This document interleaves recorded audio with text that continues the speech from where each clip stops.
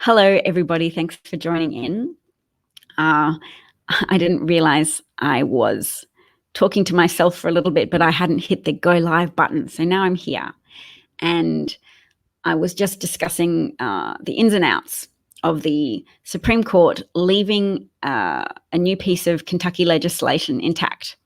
So the four more liberal Supreme Court justices being so lacking in confidence that they didn't even bother to oppose to take up the challenge of deliberating on this piece of legislation. They just left it intact, knowing that Kavanaugh and Gorsuch will say that it's fine. It's fine to mandate that doctors invasively put medical equipment inside a woman for no medical purpose, only for the emotional purpose of allowing Kentucky legislators to guilt trip women who wish to terminate a pregnancy. And I've said that women of means will leave Kentucky if they want to have an abortion rather than submit to a transvaginal probe, a condom put on a medical device and inserted into a woman so that a doctor can describe what a fetus looks like in its early month of development to a woman for the purpose of creating a social interaction that is purely shaming to that woman. So, okay, so you want to terminate this pregnancy. I am legally mandated to tell you that, okay, hang on, wait, spread your legs, insert. The fetus as it currently exists has a heartbeat and, its limbs are 2 centimeters in length or 30 millimeters in length, whatever. A doctor has to describe the organs to a woman who has visited a doctor for the purpose of obtaining an abortion.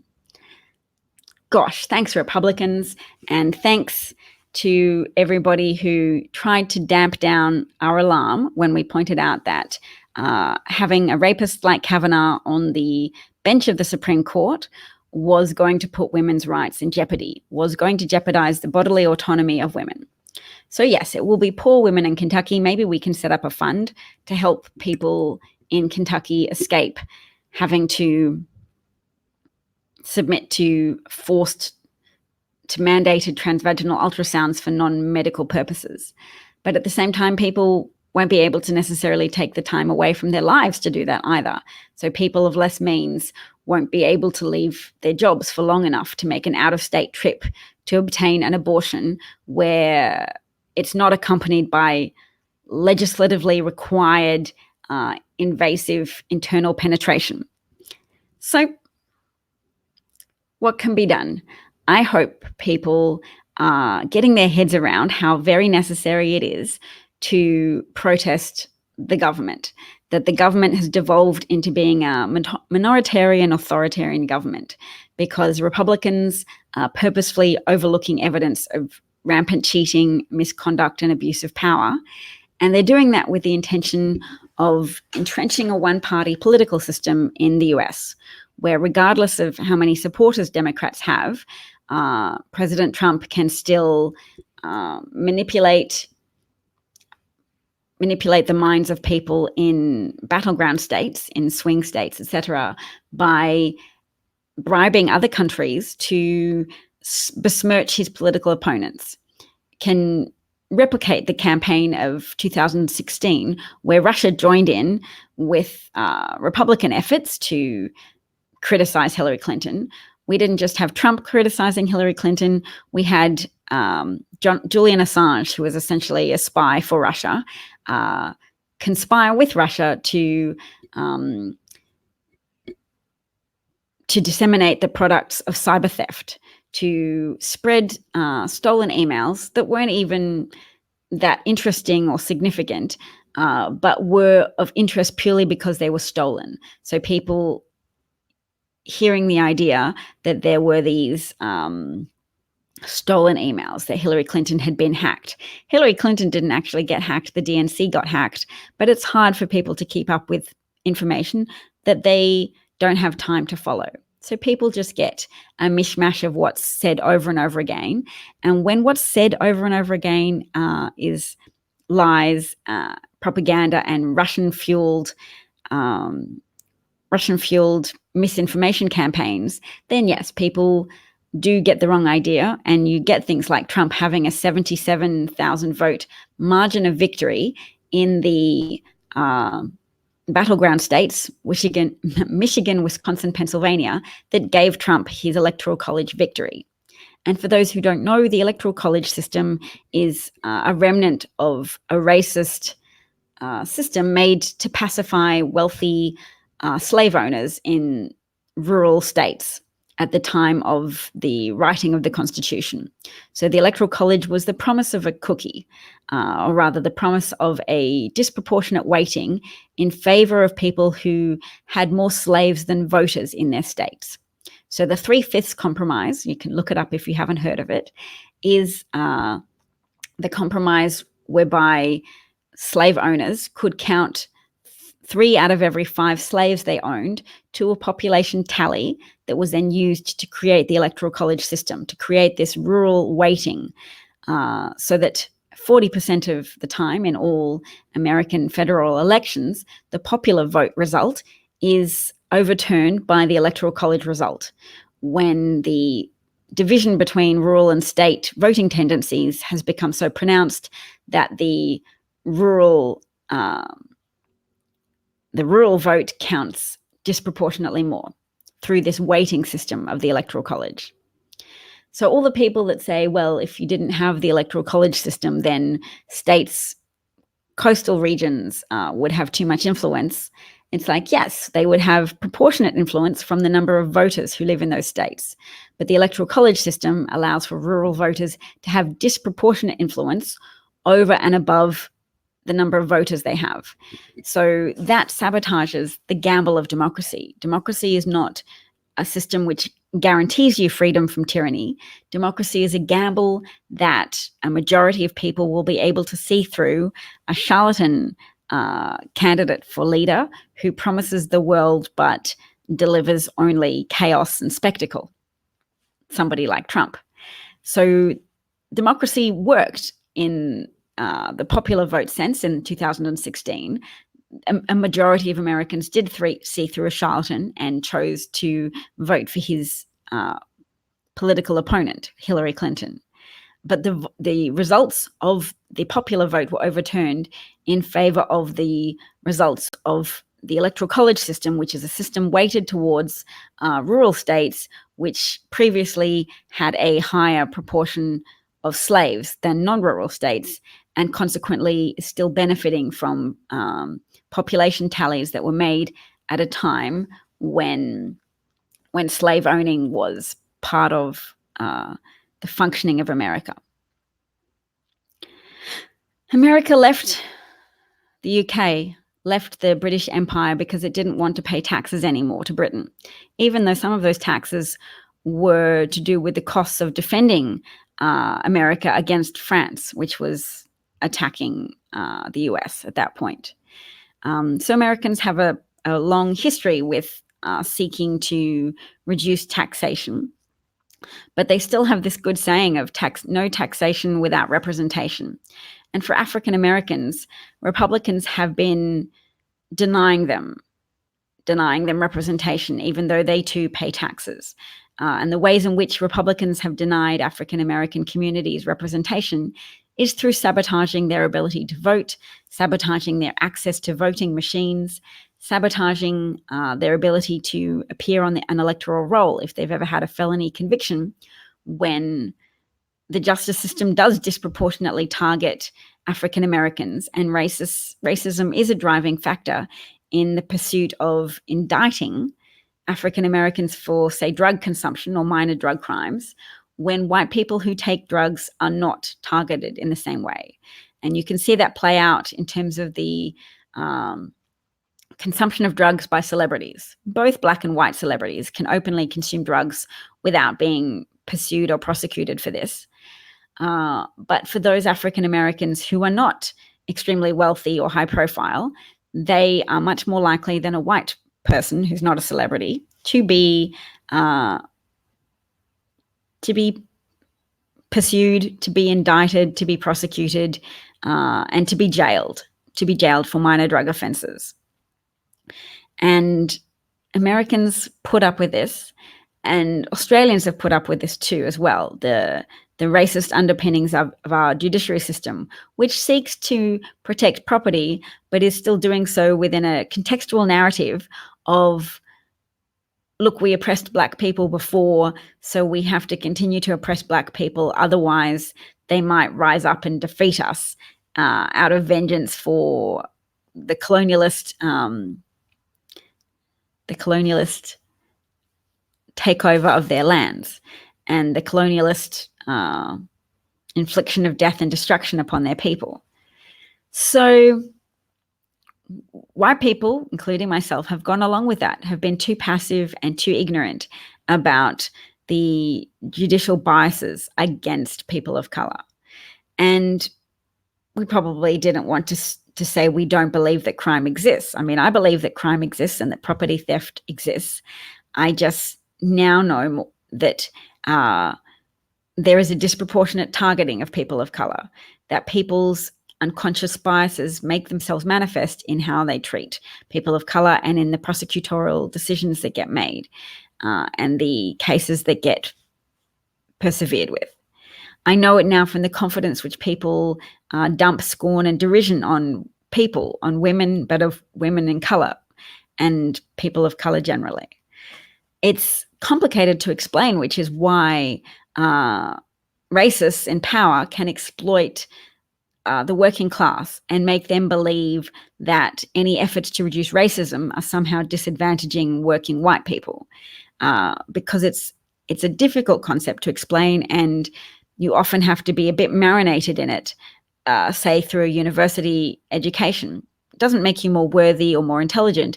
It just means you've had the leisure to marinate more in these ideas to overcome your inherent ego resistance to accepting that the people whose skin color you shared have conducted systemic patterns of oppression and persecution against people because of the color of their skin, because of arbitrary hierarchical ordering of worth, to say that white people were better than Black people and that Black people should be enslaved. That was just convenient for white people to argue initially. It was convenient to find a moral justification, a God-given blessing for having people to do the hard work for you. There are always people who will justify enslaving others, who justify making their own lives easier at the expense of others. It's a tendency of human nature. Thanks for joining in, Brian. I'm glad you're here. And it's good to experiment with this particular new technology, this website called StreamYard that's allowing me to broadcast in this way before I invite a guest over. So I'm hoping to perhaps bring on Richard again, Richard Frankel, Professor Richard Frankel. And as well, if anybody's benefiting from me making an audio recording of this type of live broadcast and you enjoy listening to it at your convenience through a podcast, then let me know, because that feedback does help reinforce what I'm doing as well. All right, I think that's nearly all for today. I'm just going to check to see if I have any... No. I might ask my friend Richard Dennison as well. So we've got Richard Frankel, who appeared once before with me on a live Periscope broadcast, and that was his voice making an appearance. So with this new technology, he could potentially appear in person as part of a live broadcast. I'm also getting used to which camera to look at. This one. Okay. For this particular website, I'm using a laptop instead of a mobile device to broadcast. So I hope the sound quality is good, and thank you to anybody who did watch live. And chin up, everybody. It's possible that the Democratic Party, in the majority in the House, are stringing along the impeachment hearings whilst giving the appearance of moving quickly. So doing a lot of activity, which feels very fast-paced, but that perhaps they won't vote on articles of impeachment until the Supreme Court has made Donald Trump's financial records available to the committees that have subpoenaed these records, because Donald Trump has fought so hard against releasing his financial records that it's evident that they contain very damaging material. He promised for so long that he would release his tax returns. He falsely claimed that audits were keeping him from doing so. He's now taken it all the way to the Supreme Court to avoid being compelled to release his tax returns to the investigating House committees. What will it reveal about Trump? That he has no money, that his assets are still less in total than the sum of his debts? Will they reveal that Russian oligarchs are co-signers or are guarantors for his various loans with Deutsche Bank and others? What do Donald Trump's financial records reveal that he is so desperate to conceal from the American public? And I hope people who are listening keep up with the idea of telling the media to keep asking the difficult questions, to not let lies go by unchallenged, to push back against Attorney General Barr when he deceives the American public, to be a bastion of truth and accountability, because governments without accountability hurt a lot of people. It's been described as pseudo-populism when Republican governors and Republican political leaders inflict policies on people that hurt a large number of their citizens, and then tell those hurt people that the people they need to blame are Democrats because they've been fed untruths about Democrats through right-wing media for so long. So if you're a working class person and you watch Fox News might emotionally appeal to you because they understand that the working class has suffered from a fall in prestige and pride and status. They understand that you can make people feel better by telling them that that's unfair, and it is unfair. So Fox News pins some of its success on capitalizing on an under-addressed truth, that the working class in the US has been treated poorly, not just in a financial sense, but in a status sense, that they have been derided by implication the more that people have tried to sell education as a pathway to high income, to achievement, to respect. So the pain of not being wealthy would still be much less for the working poor in America who have lost prestige. So let's bring that back, and let's tell working class people we respect what they do. I'm not working class. I and my family make a living on our ability to think strategically and use words and participate in higher education. So I pass the baton, or I urge people to reach out a hand and interview people of working class to make them feel heard and valued and cherished. And instead of going with Fox News's agenda, which is to deepen the divide, Fox News wants to be the only person patting the hand or patting the back of the abused working class people in the US. They want to be the sympathetic ear saying, damn those spelling Nazis. So to people like me, I remind myself, do not feed into this narrative. Do not participate in deriding people because they've made a spelling mistake. That is reinforcing the type of educational elitism that has made people suspicious of experts, that has made people resentful, that has made people falsely attribute their own personal decline in fortunes to the Democrats, who are usually those people who back science and who back experts. So that's a false dichotomy that's been created, is to blame Democrats because they back science, to blame them for the loss in prestige and significance awarded to working class people who are still important contributors to society, whose opinions are still valuable, who still have merit as humans and workers. And we cannot let Fox News be the only media outlet that is sympathetic to working class points of view. Fox News has created working class points of view by feeding them bollocks for decades.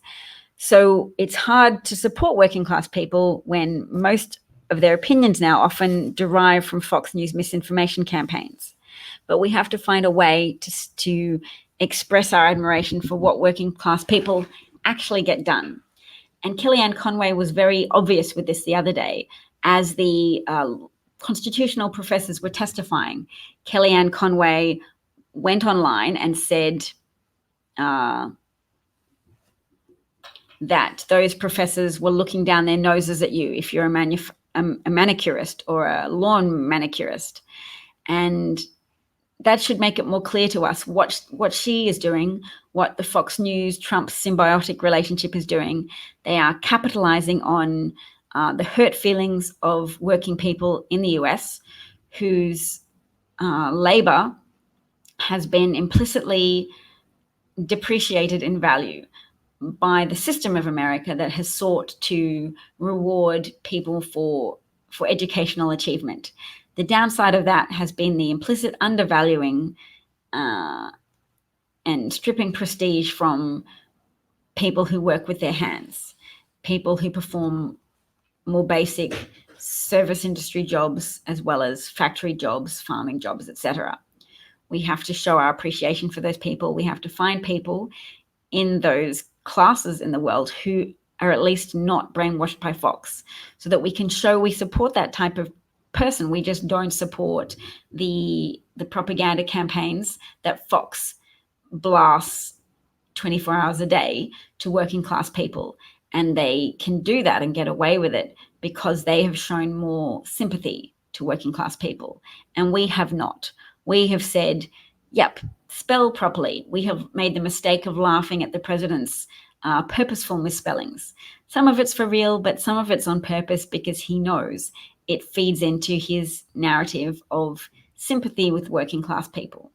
And as much as he hurts them, as much as he hurts farmers, as much as he hurts manufacturing working people, people who work in the manufacturing industry, if they feel more emotionally supported by Trumpism and the Republican Party and Fox News, then they will not ever engage with the truth about Trump's criminality and abuse of power. So that's my message for today, and I hope you enjoyed this broadcast. Hope to talk again soon. Thank you. And if you haven't seen me on Twitter, I'm there as well, davcat43. And I have a website, davcat43.com. I've got a stream of memes that cut through and often speak to the key facts and key perspectives on what's happening. I have a blog, which I've only written once, but I'll contribute more to it if I have more readers and more people badgering me to do that. So feel free to join a team of badgers, people who tell me to not just get lost in being a mother of two small children, but tell me to make good use of my free time to feed back into the world my insights and opinions and analyses if you think they have value. Thanks, everyone. Thanks, Brian. Cheers. See you again.